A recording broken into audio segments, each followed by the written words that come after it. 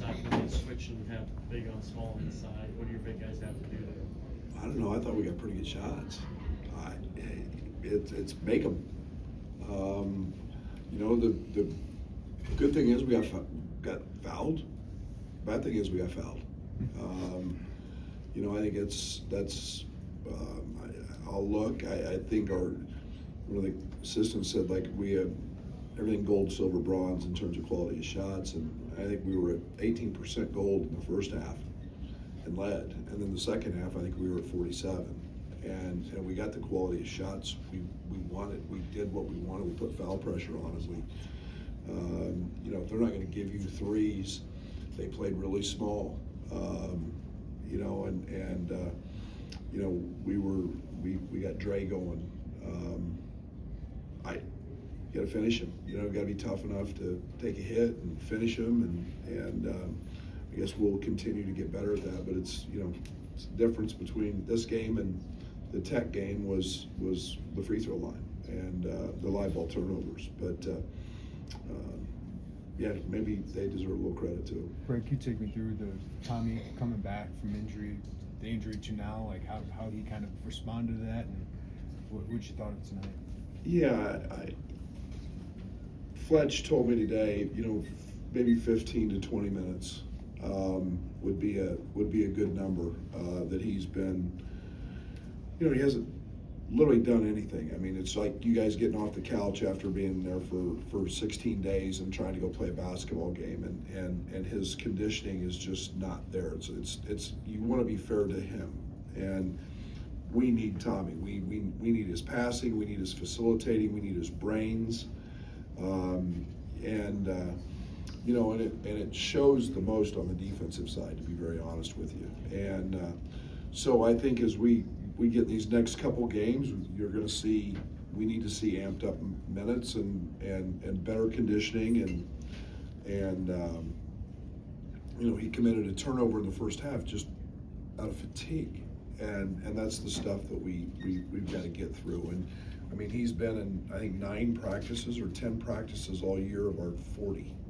So, you know, it's not his fault, but yeah, the games don't stop, so we have to play them. I guess when you get the shots you want for the most part and just don't make them, how do you address that? Well, tonight was the turnovers. There's nothing. That's all we can ask for as a coaching staff, is to get the quality shots we want, and then to you know, to have the grit to make them. We got great shots. I felt really good about that for the most part, and I thought that, you know, I think we've got to get Bam in an aggressive mindset, driving the ball much earlier than what he does. When we get stagnant and we get the switches that we're getting because of our big guys shooting it, he's got to get downhill, and he did that late, and that's the aggression we need from him the first 34 minutes. Brad, 7 years ago, you played Ohio State here in this building in front of about 5,000 people. Tonight it was almost 18. Outcome notwithstanding, can you appreciate how far Oh yeah. the program's been? I made the comment to Orlando before the game, standing on the baseline during the introductions. I don't do this very often, and I said, "You were here when we were god awful, and we played that game." And I said, and to this day, it's the most pissed off I've ever been as the Illinois basketball coach, was that I scheduled, that was me, I took all the heat, I scheduled a Big Ten game in this building in front of nobody, and we got beat. And to me, that's the one thing that upset me more than anything. But to look up there today and see 18,000 in orange, I mean, my gosh. And I said, and all of his humor, he goes, Coach, he said, put a smile on your face, we need to enjoy this. I said, you're exactly right.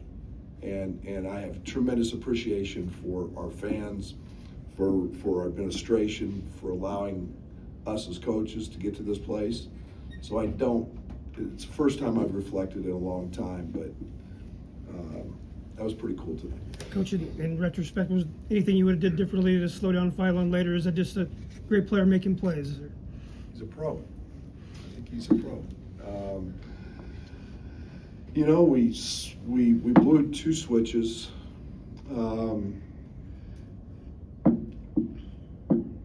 Wasn't any surprise where the ball was going to go to. We knew where it was.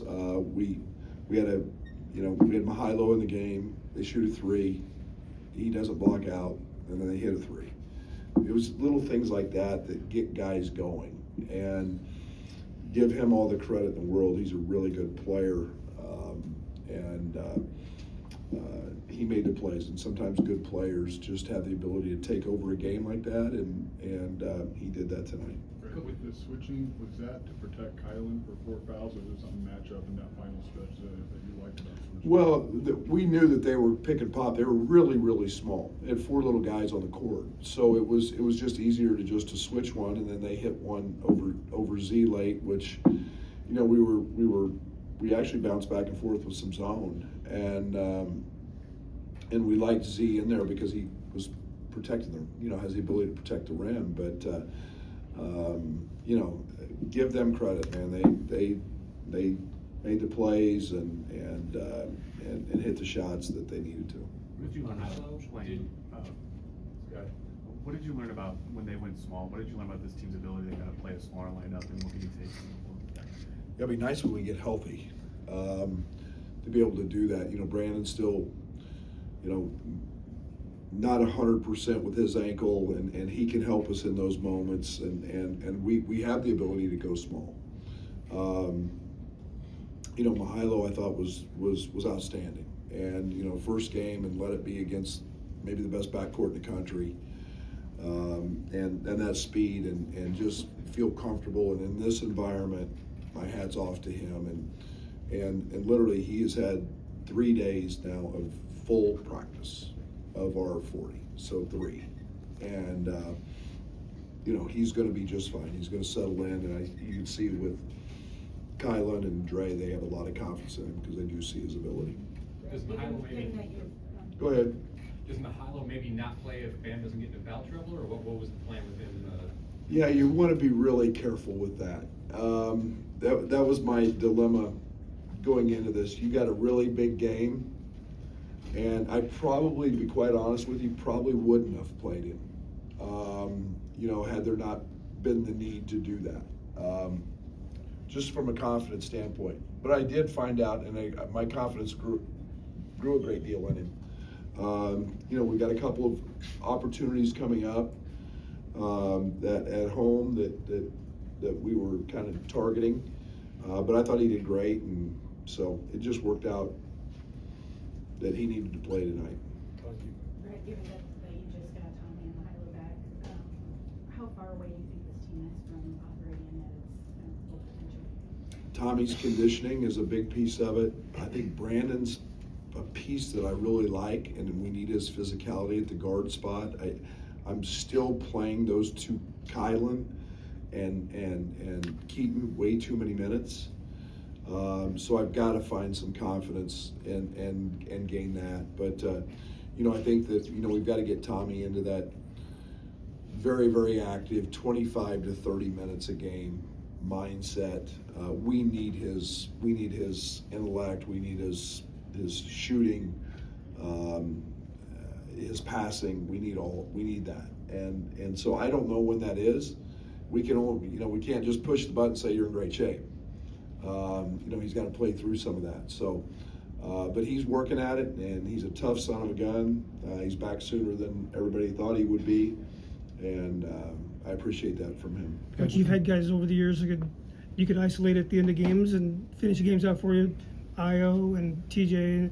Is Andre that kind of guy? Or do you put the ball in his hands? I think we got multiple guys. I think it's the matchup. I think we got 4 of them. To be honest, I think it was. I think there's going to be nights where Keaton's that guy. I think there's nights Bam's that guy. I think it's Merck. I think it's Andre. You know, we've been able to exploit him in some areas that he's been very successful in. And he's a big, powerful, strong type finisher, and he's truthfully as good a finisher as we've had. And you know, but we've got to get him making free throws. Got time for 2 more. What can you, What can Keaton and David take away from tonight? Oh, a lot. That one, they better get used to this. And then I think that the biggest thing for our team is that we need to take out of this is we need to understand how not to lose. And this is not knocking them. Alabama's terrific and they're extremely well coached and they've got great players. But you can't go 9 of 17 in the second half from the foul line. You can't have lane violations. You can't foul a three-point shooter. You can't do those things. You can't have live ball turnovers. And we've got a junior and Andre, I love him to death. He can't turn it over, have half our turnovers. You have to learn how not to lose games sometimes. And that's what he's talking about. Every possession is important. There's no, oops, I messed up. We're gonna be in 25 more of these close games. And those are the things that Andre and Merck and Keaton all have to learn to understand is, oh, well, I screwed up this switch. No, I expect perfection, I demand perfection. I know it's not gonna happen, but it doesn't mean I'm not still gonna expect the same, those type of things from them. So, yeah, the film would be great for those guys. You win the rebounding. It's our last one here. You win the rebounding battle but only by 2. Did you want to see more aggression on the glass? Sure, you win games by rebounding, and I expected a different Alabama team than the one we saw against Purdue. We got just diddy-bapped on the glass. Credit to Purdue. Maybe we better get a lot better if Purdue got them by 20. But I do think that Bristow, wow, difference in the game. Just effort, just playing hard. My hat's off to him. And then I thought that the other kid, 5, Allen, those two guys were active and fought their tail off, and they helped them a great deal on the glass. Thank you, Coach.